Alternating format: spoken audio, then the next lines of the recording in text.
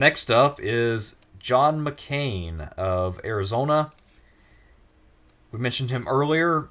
I think he's most famous for choosing Sarah Palin. That's what people remember about the campaign. And because people like to make nice narratives, nice tidy narratives about how campaigns go, the idea is that he might have had a chance until he chose Palin. I call bullshit. Any Republican nominated against any Democrat in 2008 was a dead man walking. Yeah, I mean, outside of said Democrat being murdering somebody on live television, Yeah, right? it would have to be pretty bad. And even if you talk about some of the weaker candidates who were in the 2008 field, Bill Richardson or, I don't know, name a person, John Edwards. John Edwards. Yeah, any of them would Oh, have won. Easy. those two are fucked up, man. Like Edwards had the whole scandal thing with his wife, right? And Bill Richardson, we found out it's been hanging out a lot with, or was when before he got murdered, Epstein. You know. Yeah. Also, that in that field, my two favorite candidates were actually Kucinich and Gravel, but maybe I'm just alone in that. No, I liked both of them a lot as well. Also, in that environment, either one of them would have won, even though they're both fairly outside the mainstream of the party and would have had trouble getting the establishment Democrats to back them. But in that environment, voters were ready to vote against Bush. I think Caligula would have won. All Oh, right. Caligula would have won. Elagabalus would have won. Nero would have won. Yes, Nero. Actually, Nero You wasn't forced. that terrible of a politician compared by Roman Sanders, but whatever. Let's not get into that. Um, Actually, we'll do a video on that one time. We can talk about Nero and whatnot. But no.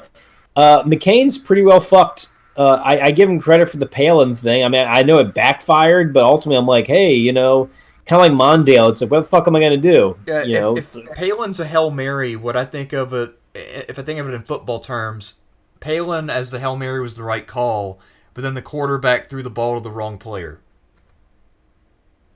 yeah, that's a good. That's actually a great way to put it, man. That's a Yeah. great way to put it. And McCain was pissed off at his party. He actually wanted to choose his best buddy, Joe Lieberman, as his running mate and try to allay some of the anti Republican sentiment by picking a Democrat for the ticket.